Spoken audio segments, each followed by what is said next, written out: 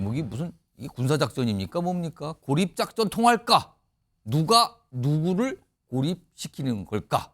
이게 궁금해지는데 자, 지난 그제입니다. 이재명 민주당 대표 그리고 김부겸 전 총리가 어떤 행사장에서 만나서 짧은 대화를 나눴고요. 오늘은 다시 만나서 긴 대화를 좀 나눴습니다. 오늘 모습 좀 확인해 보시죠.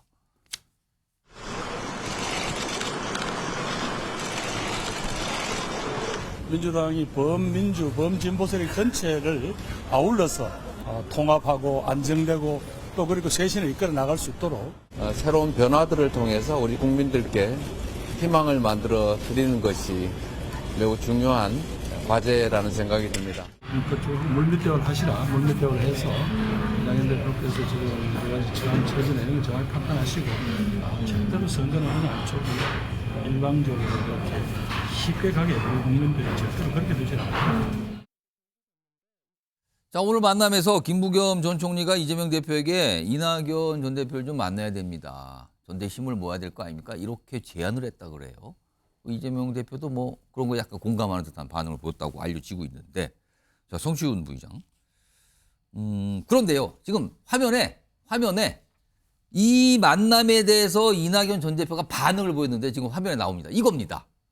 이재명 김부겸 회동 실망했다. 이거 이렇게 되면 이게 어떻게 되는 겁니까? 그러면서 해오던 일 계속할 것. 해오던 일이 뭡니까? 신당 아닙니까 지금? 이거 계속할 것이라는 의지를 강조했습니다. 자, 송시훈 부의장. 이거 이재명 대표, 그러니까 이낙연 전 대표가 이재명 대표를 지금 만나겠습니까? 김부겸 전 총리가 그런 걸 제안을 한 건데. 이 만남이 이루어지겠습니까 지금? 지금 바로 만나시진 않을 것 같아요. 그럼에도 불구하고 저는 이재명 대표께서 좀 더 많은 노력을 해주시기를 바랍니다. 왜냐면은 당연히 지금 포용을 더 노력해야 되는 상황이거든요. 예. 그러니까 저는 분열이 만약 일어나면 결국 책임은 쌍방이죠. 쌍방인데 좀 더 권한이 높은 권력이 있는 쪽에 더 큰 책임이 있다고 생각합니다.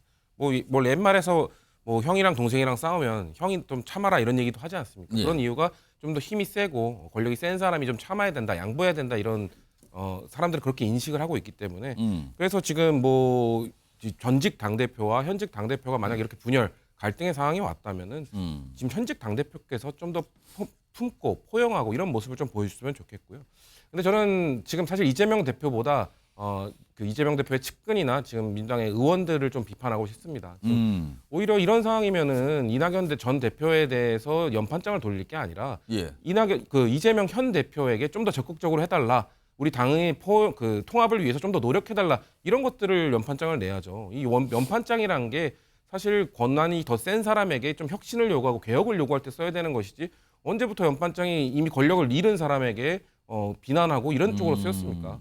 저는 아직 그 통합을 유지할 수 있는 상황은 여전히 남아 있다고 보고요. 이낙연 전 대표께서도 메시지의 이 높낮이가 계속 바뀌고 있지 않습니까? 그거는 내가 지금 요구하는 게 있다, 내가 원하는 변화가 있다라는 걸 말씀을 하시는 것이고 그렇기 때문에 당에 있는 뭐 중진, 당에 있는 의원 모두가 좀 이런 통합의 메시지를 내야지. 뭐 저는 지금 민주당을 지켜온 사람들은 뭐 이럴 때 뭐 사쿠라다 뭐 이런 비판하면서 누군가를 쫓아냈던 사람들이 아니라 끝까지 어떻게든 통합을 하려고 하고 어떻게든 좀 품으려고 하고 좀 민주당의 가치 속에서 함께 하려고 노력했던 사람들이 민주당을 지켜온 것이라고 생각하거든요. 그렇기 때문에 그런 분들의 노력이 좀 더 있다면 이낙연 전 대표께서도 지금은 이 회동에 대해서 좀 만족하지 못하신 것 같지만 아직 좀 시간이 남아 있다고 생각합니다. 자, 앞서서 이낙연 전 대표가 신당 얘기를 꺼내놨을 때 이른바 삼총리 연대. 여기서 말하는 삼총리는 문재인 정부당의 삼총리, 김부겸 전 총리, 그다음에 정세균 전 총리까지 포함됩니다. 이렇게 세 명이서 뭘 같이 하는 거 아니냐 이런 얘기가 잠시 돌았지만 약간 잦아들었거든요. 그 이후에 이재명 전 대표가 김부겸 전 총리를 2차례 만났고요. 오늘까지. 그리고 죄송합니다. 내주에 정세균 전 총리까지 만날 예정입니다. 이걸 가지고 이낙연 전 대표를 고립하려는 거 아니냐. 신당 쪽을 안 되도록 고립작전을 펴는 거 아니냐. 이런 얘기가 나왔거든요. 자, 상황이 좀 이런데 이게 며칠 지났는데 얼마 전에 며칠 전에 언론 인터뷰에서 이낙연 전 대표가 신당 창당에 관한 직접적인 질문을 받아요. 그러면 답을 좀 내놨거든요. 일단 그 목소리부터 좀 들어보겠습니다. 예, 대한민국 큰일 났다. 네. 이 정치 때문에 더 큰일 났다. 이렇게 절망하시는 국민들께 작은 희망이나마 드리고 말동무라도 되드리겠다. 이 방향은 확실합니다.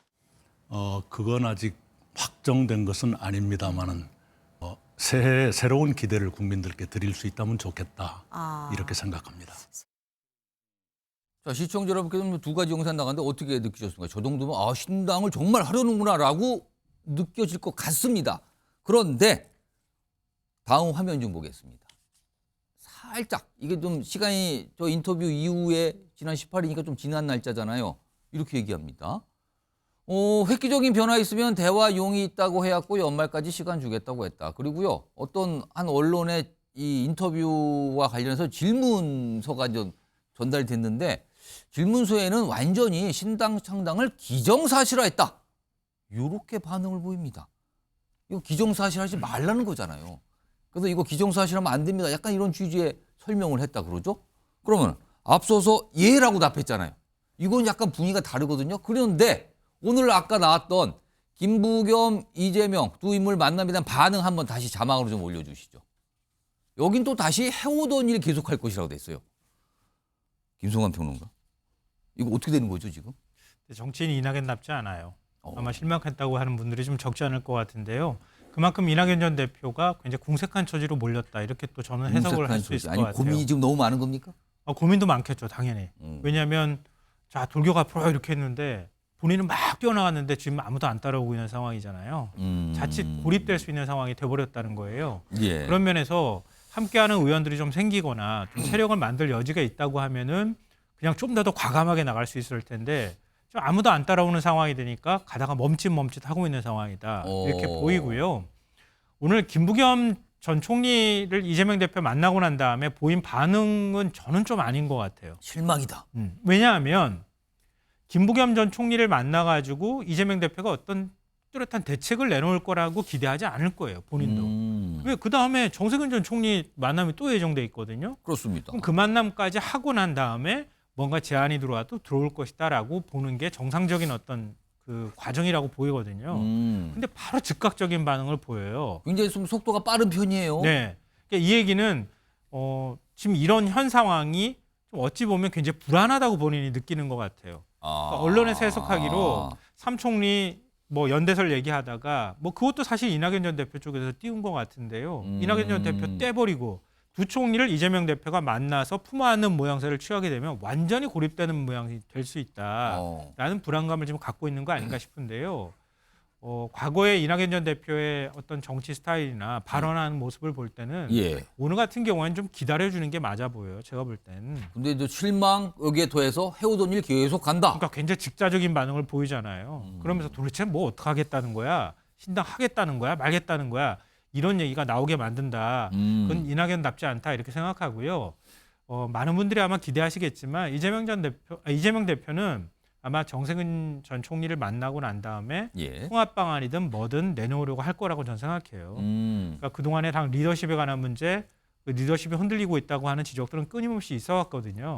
이낙연 전 대표가 세력이 있든 없든 간에 그래도 이재명 대표가 품고 가려고 하고 오늘 얘기했던 것처럼 뭐 산이든 강을 건너든 간에 어찌됐든 이 총선 승리를 위해서 뭐든 내가 할 각오가 돼 있다고 한다면 이낙연 전 대표를 만나자고 삼고 초려를 하든 만나서 그래서 얘기를 들어보고 그리고 난 다음에 당의 통합 방안이든 뭔가를 좀 구체적으로 내놓는 이런 모양새 굉장히 보기 좋잖아요. 그런 모양새를 취할 가능성이 저는 높다고 봐요. 그러니까 그 과정이라는 걸 알고 있는데도 불구하고 너무 빨리빨리 반응을 보이면 이낙연 전 대표에 대한 실망감도 커지니까 엄중낙연으로 다시 돌아가시길 바란다. 이런 말씀 좀 드리고 싶네요. 그런데 엄중은 아닌 것 같아요. 분위기상으로 보면. 이런 가운데 박지원 전 국정원장이 이 야당과 뭐 여야를 막론하고 정치 상황에 대해서 얘기를 많이 하죠. 근데 이런 또 예측을 내놨어요. 들어보시죠. 이낙연 전 대표는 태생적으로나 성격적으로 봐서 신당은 창당하실 분이 아닙니다. 열린우리당이 창당할 때도 반대하고 민주당을 지키신 분이고 민주당 의원으로 5선 전남지사 국무총리를 했기 때문에 절대 탈당하지 않고 신당 창당하지 않는다라는 성추인 부의장. 네. 이낙연 전 대표의 탈당 그리고 신당 창당 없을 것 같습니까? 있을 것 같습니까? 저는 아무래도 제 희망을 담아서 말씀드릴 수밖에 없을 것 희망상. 같아요. 네, 없을 거라고 저는 생각합니다. 오. 왜냐하면 지금 그 아까 우리가 여론조사 하나 보지 않았습니까? 예. 그러니까 파괴력이 크지는 않을 겁니다. 하지만 민주당에 상처를 줄 수 있는 정도의 그런 역할을 하실 거기 때문에 그런 정도의 역할을 하기 위해서 신당 창당이라는 위험 부담을 안고 가실 분은 아니라고 생각을 하고요. 그래도 정직 당 대표를 하셨고 정직 총리까지 하셨고 이런 저는 그래서 박지원 전 국정원장 같은 이런 당의 원로들, 예. 중진 의원들 이런 분들이 적극적으로 이런 메시지를 내주면서 직접 찾아가기도 하고 이런 걸 통해서 이낙연 전 대표가 너무 지금 좀 아까 고립 작전이라고 나오지 않았습니까? 예. 너무 지금 실제 고립되어 있는 느낌이거든요. 이렇게 고립되어 있으면 사람이 이 현명한 판단을 못 할 수 있습니다. 그렇기 때문에 오. 주변에서 같이 계속해서 고립되어 있지 않게 예. 같이 얘기하고 함께 고민하고 아직까지 우리는 이낙연 전 대표가 필요합니다라는 메시지를 던져주는 게 필요하다고 생각하고 그러시면 저는 이낙연 전 대표께서 좀 지금은 좀 많이 화가 나신 것 같은데 마음을 아직 돌릴 수 있는 여지는 여전히 남아있다고 생각합니다. 혹시 성추인 부의장이 이낙연 전 대표가 가까운 정치인한테 전화 받으시는 거 아닙니까? 또 무슨 소리를 하는 겁니까 지금? 아닙니다. 전혀 아닙니다. 혹시 전화 오면 알려주세요. 꼭. 알겠습니다. 저희가 좀 보도로 전해드릴게요. 아무튼 아까도 전화한다고 제가 양쪽에도 물어봤는데 뭔가 이렇게 쓴소리 좀 하셨어요. 오늘 나오신 패널 분들께서.